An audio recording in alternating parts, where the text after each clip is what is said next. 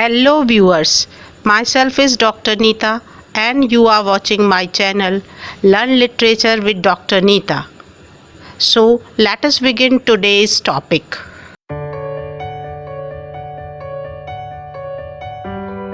Dear students, today we would learn about dramatic monologue, which is one of the important forms of poetry. And as usual, we would begin with its origin and definition first. So it is a form of poetry which became popular during Victorian age. Victorian age is from 1837 to 1901. But the form of poetry had been called with different names like dramatic lyric, dramatic romance, lyrical monologue or monodrama. What happened at that time?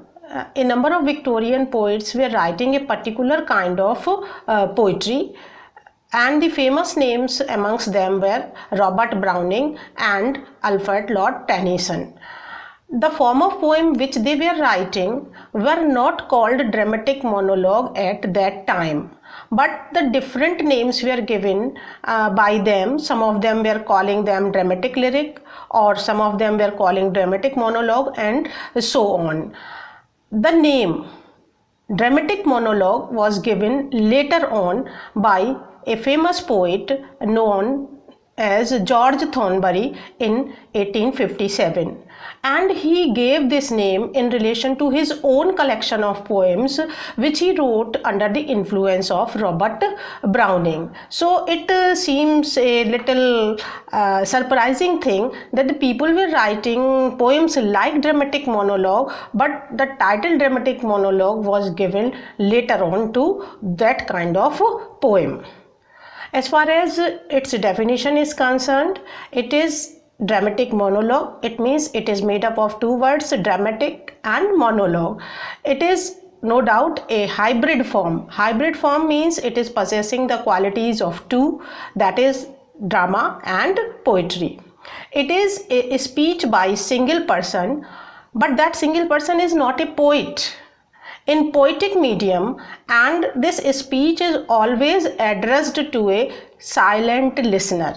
The word silent listener is very significant, students, because listener is there, but he is not speaking, he is not uttering even a single word, and that is why he is a silent listener. And how significant he is, I would discuss it later on. Now the characteristics of a dramatic monologue. The theme on which these dramatic monologues could be written may be related to issues of political, philosophical and psychological importance. It is dramatic in nature, as the name is suggesting, so it begins abruptly in a dramatic situation. You would see the speaker is in a charged emotional state, and all of a sudden he begins to speak something, and something has happened previously, and the speaker is in a tense mood or he is in a elated mood, and he begins to utter something. So the situation is quite dramatic, and this dramatic situation caters the attention of the reader. In the poem you see use of the pronoun I, but this pronoun does not stand for the poet, rather it stands for the person who is speaking, and this speaking person is known as persona. Dramatic monologue is begins at a single moment of time, the present. It begins in present, a clearly defined present, and it is only by recapitulation that the reader comes to know about a speaker's past. The poem begins at a present moment, but gradually with the speech of the speaker, the reader realizes and reader comes to know about the personality of the speaker, and he also comes to know about the incidents that have taken place during past in the life of the speaker. It means step by step the past is revealed before the reader or before the listener also. The speech of the speaker reveals a lot of hidden story during which his hidden character is exposed. When the when the speaker begins to speak, readers comes to know about the characteristic qualities of his character, and they make a certain image about his character.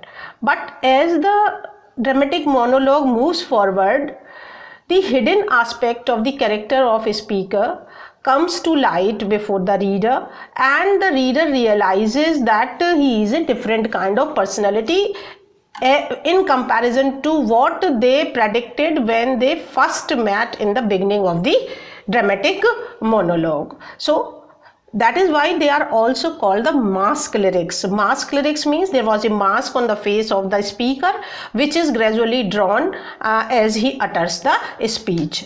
The presence of the listener, as I told you previously, the listener is present but he is silent. Then how the reader comes to know that the listener is present when he is not uttering even a single word? How can we come to know that listener is there?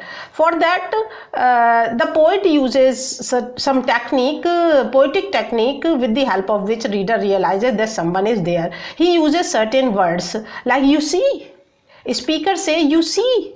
Well, these type of phrases and words indicate that he is speaking to someone and he is addressing someone, and this indicates that someone is also there with the speaker, though that someone is not speaking.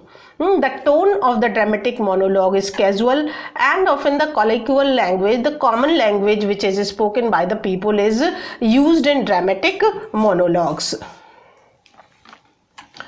The examples of dramatic monologue are Robert Browning's My Last Chase, and a very famous dramatic monologue also by Robert Browning, that is Porphyria's Lover.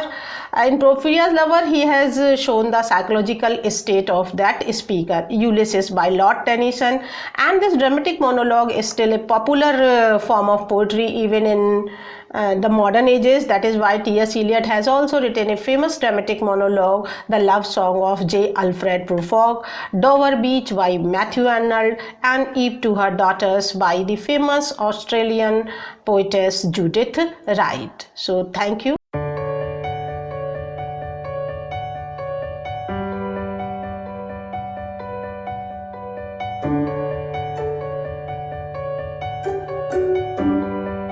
Thank you.